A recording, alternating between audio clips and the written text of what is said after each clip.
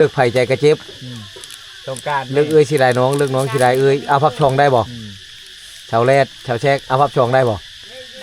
ได้เนาะเบ้าแท้จกเงินมันได้นี่นะแถวชนบทนี่หลายได้บ่เอาทั้งเอ้ยทั้งน้องนี่หลายได้หลายบ้าน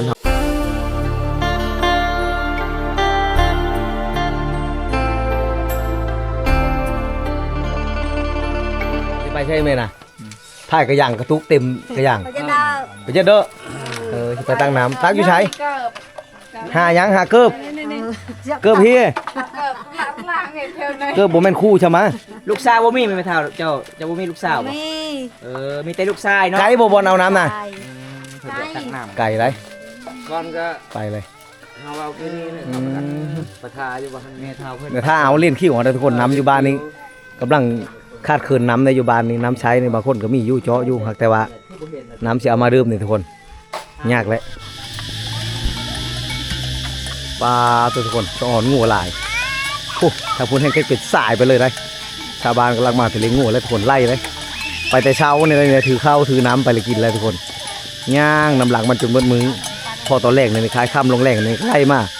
ปลูกข้าวคอกข้าวแรงไปเลี้ยงอยู่ใช้ไปซื้อว่าไปซื้อใจไปเล่นกับงูตัวผู้เดียวป่ะนี่โอ้เป็น100 ป่ายเลยทุกคน1 2 3 4 คนงูแล้ว100 ป่าย4 เจ้านี่ตัวทึกตัวใหญ่ๆเลยทุกคนชอนบ้านนี้เลยที่คอยวางงูเขาหลายกว่าหมู่ทุกคนมืดบ้านนี่แล้ว400 ป่ายตัวแต่บ่แม่นเจ้าเดียวเลยทุกคนมันหลายเจ้า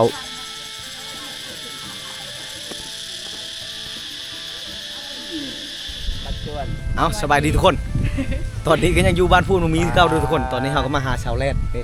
ชาวแรดทุกคนชาวแรดคนงามสบายดีได้ชาวแรดชาวแชกไม่ชาวแรดเข้าว้าวพิษทุกคนมามื้อนี้ชาวแชกคนงามคือเก่าไปทางไหนชดคือเก่าบ่ชดคือเก่าแสดงว่าเจ้าสิบ่มีคู่ไปลิ้นปีใหม่จังหน่อยบ่มีเอาทุกคนผู้ใดสนใจสมัครได้เลยสงการบ่สมัครตอนนี้ท่านบ่ท่านเลยเนาะบ่ท่านเลยสิฮอดเลยสิฮอดสงกรานต์เลยสมัครตอนนี้ก็บ่ท่านทุกคนเอาไว้ควงหลังสงกรานต์นี้ยังมีเทศกาลยังบุญบังไฟเห็นว่ามีบุญบังไฟบ้านเฮาบ่มีเขตนี้ต้องแม่นเมืองเชโปนเด็กๆชนรถผู้บ่าวไปไกลท่าว่าท่านใช้มื้อนี้ชาวแลดไปทางใดน้องชาวเจ้าเฮาเว้าผิดเด้อทุกคนกินนี่เว้าชาวแลดว่าชาวเช็คเลยของชาวแรดตอนนี้5คู่น้องชาวจะไปทางไหนก็ไปเล่นสงกรานต์ไปยังเราไปยังบ้านผู้ไทยไปเห็นยังไปซื้อมังหุ้งไปซื้อมังหุ้งโอ้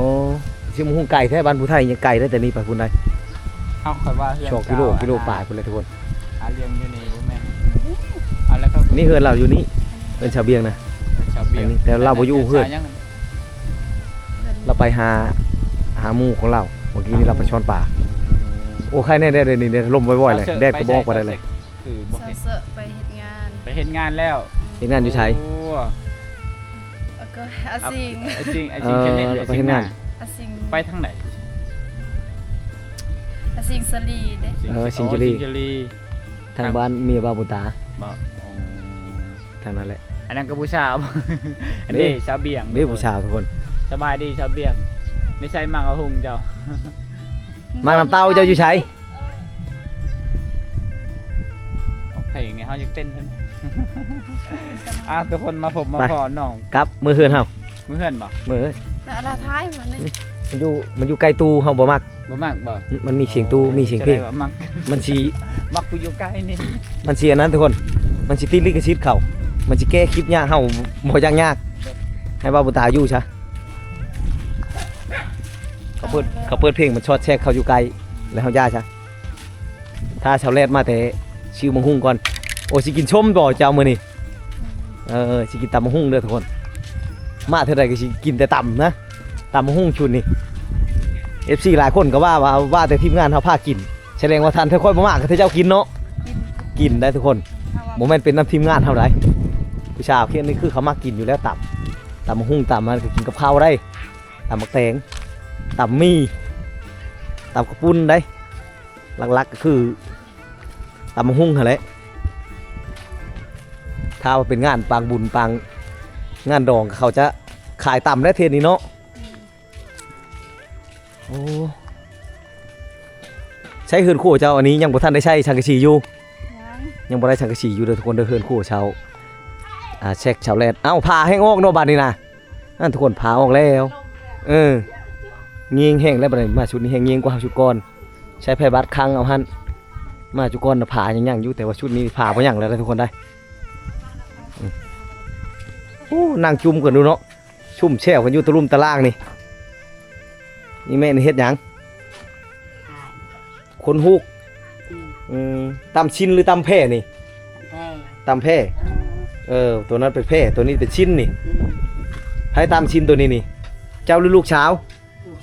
ลูกสาวนี่รถลายตัวนี้เป็นรถลายประจำชุดผ้ามังกรคักเลยตัวนี้ทุกคนงามเลยอันนี้เป็นทางในเด้อนี่มันบกเกียงบ่ได้ทางนอกอยู่ทางลุ่มพี่นี่เวลาเขานุ่งนี่อยู่ทางนอกนี่งามกว่านี่ตัวนี้เป็นทางในทางนอกมันจะโบเห็นชนตัวนี้ทุกคนนี่ชนนี่โบเห็นอยู่ทางนอกนะอันนี้ทางในนี่มันเห็นแล้วเขาก็มีตัดออกจนหมดจนมันกีก็ไปยิบเป็นพินชิ้นชุดนี้น่าจะได้อยู่3-4 ผืนนะ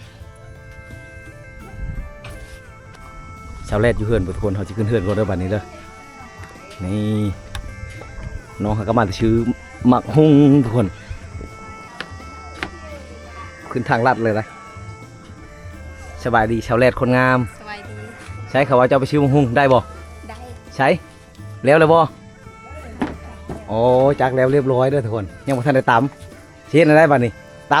ชิตาม ำยังท่ายัง ขาใส่ไปซื้อปลาแดก ถ้าไปชื่อปลาแดก แม่ แสดงว่ายังบ่ทันได้กินข้าวเจ้าน่ะ แม่ ยังบ่ทันได้กินข้าวเด้อทุกคนเด้อจังมุ่งเลยตอนนี้นะบ่ายเลยได้แต่ว่าน้องยังบ่ทันได้กินข้าวเจ้าไปเฮ็ดหยังคือกินข้าวช้าแท้มื้อนี้เอาเบิ่งโมงก่อนสิฮอดอันนั้นแหละทุกคนสิฮอด2 โมงเลยยังบ่ทันได้กินข้าวเที่ยงเอ้าหิวข้าวขนาดเบิ่งน้องกะ เอาให้หมอกีถ่ายคลิปเมื่อกี้เลยเมื่อกี้แต่อาจารย์ เขาอยู่หันแล้วเขาบ่มาเขาว่าท่าเขาบ่ได้นะแต่สิท่าเขาใช้กิจได้อถ้าเจ้าได้หิวข้าวได้ ปลาตุ๊กแตะดิกวายกันตลอดเลยง่ายเลย ไม่ใช่ อยู่เงินคอยนี่คน อยู่ตารางกันนะเอาลงตารางกันนะทุกคนให้ให้อายพี่น้องมาลินอยู่ตารางนั้นให้เขากินน้ำเอาทุกคนมาเด้อแซ่บๆนำกันเด้อนี่ ตำบักหุ่ง เอาช่วงเช้าห้อง FC กินข้าวนำกันแน่ อร่อยชาวแชกชาวแรดห้อง FC กินแน่ มาเด้อFCกินตำบักหุ่งน้ำกัน นี่ทุกคน มากินตำบักหุ่งน้ำกัน กินตำหุ้งนำกันเด้อทุกคนเด้อแซ่บๆชิมือชาวแรด แมว แต่ว่าชิมือชาวแชกน้ำชาวแชกชิมแล้วมันบ่คักว่ะตื้มเกลือตื้มเป็นนัวน้ำพักยังเจ้าหน่าเจ้าเอิ้นนะ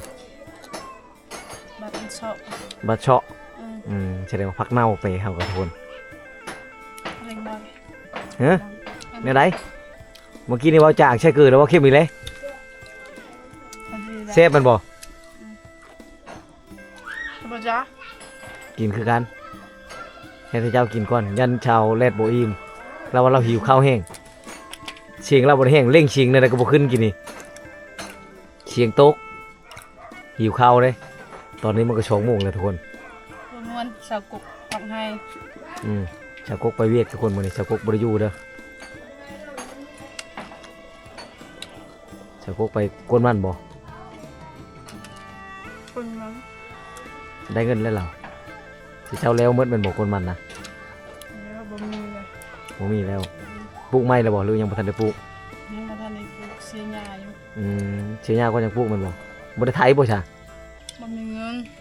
เขาจะได้เท่าไรหันบนไทยคันไทยนะ 5 ล้าน 5 ล้านคันไทยเนาะแต่ช่วงนั้นที่ช่วงนี้เขาบ่เอาแล้ว5 ล้านน้ำมันแพงในนี้นะแต่เขาค่อยอยากจ้าง15 ล้านตอนนั้นเขาว่าจะเฮ็ดวันน้ำมันขึ้นเดี๋ยวนี้ให้20 ล้านเขาก็บ่เฮ็ดอีกยาเลยบ่ได้ไทยเลยค่อย มันเกิน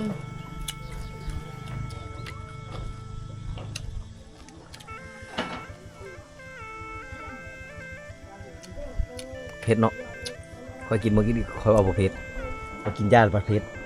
บ่เผ็ดจังนี่แปลกเลยตอนกินนี่บ่เผ็ดบ่ยาแล้วบ่เผ็ดเจ้าบ่เผ็ดบ่จังหน่วยเจ้าชัยบ่นับ เธอนาต้องนับเธอนาเลยนับเอาเบิ่งเจ้านับมันมีข้อดีอยู่บ่นึงถ้าเจ้ากินชุดนี้มันเผ็ดเธอนาเจ้าลดจำนวนมันลงถ้าเจ้าบ่นับแล้วเธอนาเจ้าก็บ่ฮู้อีกว่ามันสิเผ็ดหรือบ่เผ็ดแน่นอนได้บ้านคอยเอิ้นผักคะเจ้าเอิ้นผักเน่าโดนนะบ้านคอยเอิ้นผักคะแกงเชนอไม้บางคนแช่บแต่ว่าคอยบ่กินได้ผักนั่นได้ผักนะคอยบ่กินเจี๊ยบหู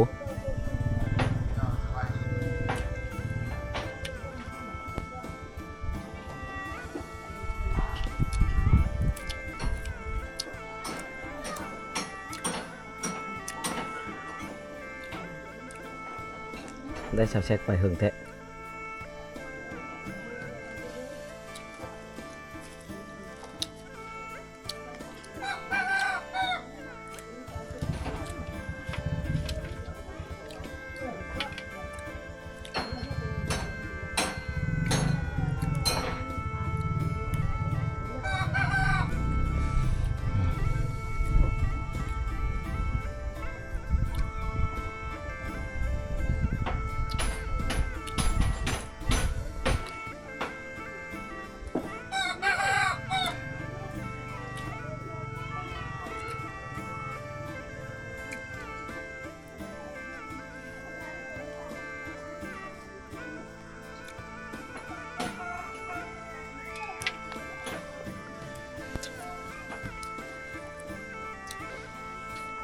ฮ้อนดิ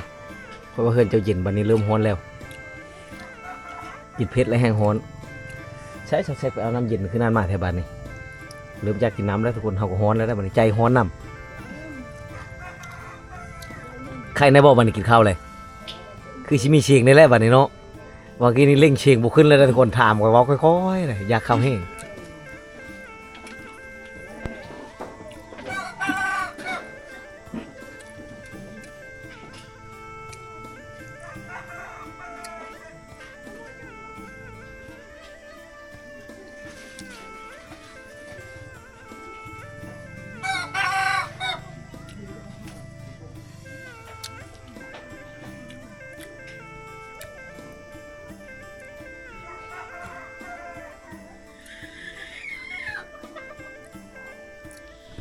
มายามน้องเพิ่ สาวน งามบ้านป่า แม่นสาวงามบ้านป่าบ้าน เต็งหนึ่งเลยทุกคนในหมู่บ้านนี่ คำประ ชาว จำ กกชาวกกชาวแรดในเต็งหนึ่งและชาวป้าย3 คนเขาว่าชาวงามจากหมู่บ้าน น้องๆเขามื้อนี้ก็งามคือเก่าเป็นจังได๋เจ้าคันน่ะ โสด มีแล้วบ่ผู้พาไปสงกรานต์นะ บ่มี บ่มีเนาะ อ๋อเห็นโพดที่หลาย แสดงว่าสิไปผู้เดียวปีนี้บ่ไปหรือบ่ไป ไป ไปเนาะแต่ว่าสิไปผู้เดียวบ่มีคู่ควงคือเก่า ๆมันคนมาเอาเนี่ยไปบ่ ชุดปกติทุกคน เอาแม่คนไปเอา วันนี้แหละสิมาเอา ขี่บนรถไถตอก โอเค ๆเออรถตอกๆก็ขี่ เอารถไถเจ้านี่แหละ ย่างชนท้าย ยัง ค่อย คอยย่างก่อนเจ้าย่างตามหลังเขาเอิ้นว่าย่างชนท้าย หมดเลยกินคนเดียวเลยนี่บ่ปากบ่ติง แซ่บ แค่แอมทั้ง เอ็มเลือ ชาวแชกไปชื้อน้ำเย็นบ่มีน้ำเย็นนี่ทุกคน เราไปแช่แล้วท่าเอาโอ้ เฮาท่ากินข้าวเช้าเล่นบักโดนๆหนึงแล้วคือว่ามันสิเย็นง่ายกันเนาะ สูตรไฟแบบนี้นะ สุดค่อย เบิ่งชื่อไกลๆแถวแล้วว่าดนแท้ว่ะบ่ละมาแล้วบ่มีเย็นๆค่อยแช่แล้วท่าเอาว่ะอ๋อ แต่หันไปหันเจ้ากกเป็นไร ยกเราเย็นเลยอย่าเอ็ดแต่เฮงจะจบว่าถึงโต พระเจ้าบ่ได้ มันบ่ได้เย็นไว้ปานนั้น ได้ว่าไปคนมันต้นนำเจ้ากกหรือไปเจ้ากกไปคนมันต้นให้เพราะเราไปคนมันต้นไผ่ นอกไป หน้าแก จักเว้าอีหยังเนาะ อ๋อพี่น้องเพิ่น นั่นแหละเราเยอะ เวียเด้ ในเช้า เว้าตลกนำชาวเล่นเฮากัน เวลา เวียแล้วคือนาเช้า เวลาเพิ่นเว้าแล้วเพิ่นบ่ฮู้แล้วเพิ่นจะเว้าภาษาเมืองกอง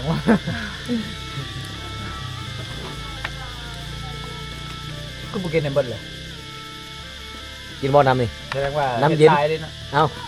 น้ำเย็นชาวแชกว่าเราแช่เราท่าเอาว่ะ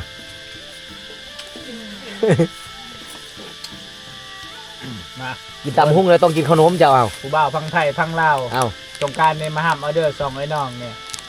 ที่เอาเนื้อหรือเอาน้อง เลือกได้เลยเลือกไผ่ใจกระเจ็บ สงกราร เลือกเอ้ยสิได้น้องเลือกน้องสิได้เอ้ยเอาพักชองได้บ่ชาวแรดชาวแชกเอาพักชองได้บ่ ได้ ได้เนาะ บ่าวแท้จกเงินมันได้นี่นะ แถวชนบทนี่หลายได้ บ่ เอาทั้งเอ้ยทั้งน้องนี่หลายได้หลายบ้านเฮาเห็นได้ คือแถวบ้านคุณชีชนไร่เนี่ยจะเอาเมียสองหลายเป็นแบบมือนั้นไปแต่งอยู่บ้านตะกอก็คือเมียใหญ่นะไปขอเมียน้อยให้ผัว ใจดีอีหลีเมียไปนั่นน่ะ แต่สุ คั ด น ยอด คันเมียค่อยเป็นนั้นค่อยแพงขนาดคันเมียเขาเอาเจ้า ไอ้เว้าแท้ เจ้าจะเอาเมียอีกก็ได้ค่อยสิแต่งให้นะโอ้ยพื้นเด้ ยืนเรื่องนักเรียนกันก็ อันนั้นเด้แม่ชาวยังนะ แล้วลูกสาวนะเอาบ้านอันน่ะชะวึเอ้ยบ้านตะเลงแม่น่ะเอาอันน่ะบ้านคุณสีแล้วก็เจ้าก็เฮ็ดดองพร้อมกันเลยมือเดียวนะทั้งแม่ทั้งลูกเลย แล้วก็อันน่ะ เป็นอะไรแชทอยู่บ่ พวกของแม่น่ะ บ่จัก มี เจาะ แล้ว เลยยันมันบ่เมิดนี่ ข้างเด็กก็มือเดียวน่ะดองทั้งแม่ทั้งลูก ตั้งแต่เกิดมาบ่เคยเห็นทุกคนเลยมื้อนั้นพาไปเบิ่งในคลิปเด้อทุกคนเด้อบ่ใส่เยียวลงให้ทุกคนได้ชมคืองานแต่งมือเดียว แต่งลูกสาวนำแต่งแม่นำและแม่ก็เอาพัวเข้าอีกน่ะเป็นเมียน้อยเขาแล้วก็เมียใหญ่ก็มาแต่งอาณาให้พัวอีกเมียน้อยนะสุดยอดไปนำกัน แล้วก็ลูกชายก็ขับรถให้อีก มาขับรถอีกได้ลูกชายของอาณาเมียใหญ่น่ะขับรถมาแต่งเมียน้อยให้พัวอีกสุดยอดเป็นความฝันอาณาทีมงาน ทุกคนเขตนี้ก็จะชวนร้ายกับเมีย2หลายคนเนาะมีบอกผู้เมีย3นี่มีเนาะพัวซองไม่มีบอก เขตชายแดนเจ้าจะเบิ่งชี้ก็มี ฮะ เขตชายแดน โยก ชายแดนเวียด ไปแต่ย้ายไปอยู่บ้านนะ 4คนแต่ว่าฐานะเขาดีนะพวกเอาชามเอาที่เลย โอ้ ตั้งเฮือนก็ให้เมียพูดหลังเลย อันนี้ก็ฐานะเราก็ดีกันเราก็มีรถแกมันอันนี้2คัน3คันบ้านคุณพี่นะแต่ว่าฐานะเราก็ดีแน่เงินเราแกมันก็ปีหนึงก็เขาว่าได้หลายปีเด้ หาแค่นั้นเขาบ่ให้อยู่ร่วมกัน เป็นไร ตั้งเฮือนให้ตั้งฮัก โอ้ นี่ แต่เขตนี้ ตั้งเฮือนให้คนละหลังเลยเขา อันนี้มันโต๊ะอันนี้ เขตนี้นอนน้ำกันเลยกินน้ำกันพักแล้วแบบนี้โยก กินทางใดก็ห้อมแก้มกินทางใดก็ห้อมแก้ม เป็นความฝันของผู้ชายแล้วอ่ะโยกทุกคนมาเด่นมาแอนไม่นี่ก็น้องก็ได้เดิมสบายดีคือเก่าขาดอย่างเดียวก็คือเงินใช้กับผู้พาไปสงกราร ผู้ใดใจดีก็จ่ายค่าน้ำมันรถสาวเซ็กกับสาวเล็ดเด้อไปสงกรารเก่งเล่น ขับผู้เบาแน่ หาผู้บ่าว อืม โอ้ ผู้บ่าวย มาเด้อทุกคนมาหามเอาน้องๆเนี่ยพาไปเด่นเนี่ยฝั่งไทยฝั่งลาว อีกบดุลแหละ อีกบ่ดนยังประมาณจังมือ เออ บ่ฮอด5มื้อย้ำเนาะอันนี้ก็วันที่เหรอวันที่8 18 8 9 10แล้วแป๊บเดียวทุกคนสงกรารแล้วก็หลังจากสงกรารแล้วก็ซื้อให้บัดนี้เนาะแล้วบัดนี้ไม่ได้ไปใช้แล้วฝนตกบัดนี้พูดแล้วหน้าแรงอีกเขตในคันหน้าฝนน่ะก็แล้วบ่มีงานเท่าใดมีบ่ ดองมีทุกย่าม มีบ่ ขอแต่ว่าเขามากกันเขาเฮ็ดดองได้ทุกอย่าง โก็คือมั่งห่างกันนี่เฮ็ดได้ตลอด เฮ็ดได้ตลอดบ่มีข้าวประชาอองประชาคือแถวเฮาได้ โอ้ เขานี่เอาได้ตลอดได้ ว่าง่ายๆคือแต่งได้ทุกเดือน อืม แม่นบ่ครับแบบโอ้เดี๋ยวหลังสงกรานต์นี่จะไปงานแต่งอันน่ะซาเซ็กทุกคน โอ้ว้าว โอ้ เฮ้ยก็บ่มีนี่ก็ แต่งง่ายอยู่ง่ายแบบง่ายๆทุกคนเขาจัดงานดอง คือคอยไปเบิ่งงานดองเขาดิเป็นเจ้าบ่ได้ใส่ชุดเจ้าสาวเลยนะ เจ้าก็เฮ็ดบุญ จะใส่แบบเจ้านั่นแหละ เจ้าก็เฮ็ดบุญจัดงานหาผัว ต้องไป เอ้า บ้านทัดโพนนั่นแหละกันว่า บ่จัดงานขึ้นมาแล้วก็แบบจัดงานหาผัวคนที่มาในงานน่ะเจ้าเลือกเอาเลย เจ้าก็เห็นบ่นางจีน อันนี้จะได้เบิ่งชิริหลายแล้ว เบิ่งแล้วก่อนนะจัดงานหาผัวดิ แล้วอันนี้ อันแหละค่ะจัดแนวนั้นแหละ เจ้าเลือกเอาเลย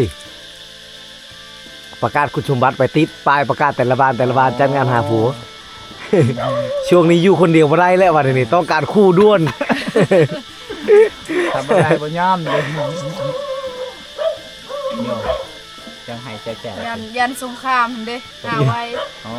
ยันสงครามบ่เป็นหยังดอกบ่มีเจ้าคนเดียวดอกมันก็มีหลายคนคือกัน มีหลายคนแต่ว่าอยากสดแล้วอยากหาคู่แล้ว อ๋อบ่อยากโสดแล้ว เออ โอ้อะผู้ใดสนใจมาหับเอาเด้อถ้าผู้ใดบ่ฮู้ทางเดี๋ยวเบาใส่เป็นไก่ให้ พามาเยี่ยมมายามน้องเพิ่นเพราะว่าจะพังปรูพังลาวอยู่ใส่ก็แล้วแต่อยากมาหาน้องก็มาได้ทุกคนน้องเพิ่นอยู่สิเงาๆช่วงนี้กูบ่าวไทยก็มีแต่ว่าอยากไปมาหา แม่ได้กินอิ่มแล้วบ่นี่นะเก็บไว้เอาไว้ บ่แล้วข่อยยังบ่ได้กินเนาะ เอากินแล้วไหมเจ้า ข่ สิ อย กิ ก็ น ยังขี้โม้ไป แน่เจ้าสิกินก็ ให้ กิน มาถ่ายคลิปก่อนเจ้าก็ บ่ป้าวันนี้มันเสียนั้นเอาสิ เป็นไหนข่อยต้อง เดินทางไปได้บาดนี้ไร ไปใส่อีก ไปเฮือนชาวไร่จังห ว้า วั ว ด แล้วข่อยยังบ่ได้ถ่ายค เอา ลิป เดินทางต่อสำหรับคลิปวิดีโอนี้ขอจบไว้เพียงเท่านี้เลยทุกคนเด้อขอขอบคุณขอบใจหลายๆน้ำชองชาวเอาบ๊ายบายเลยบ๊ายบายไปก่อนเด้อทุกคนเด้อ คอยเด้อบ่บ๊ายบาย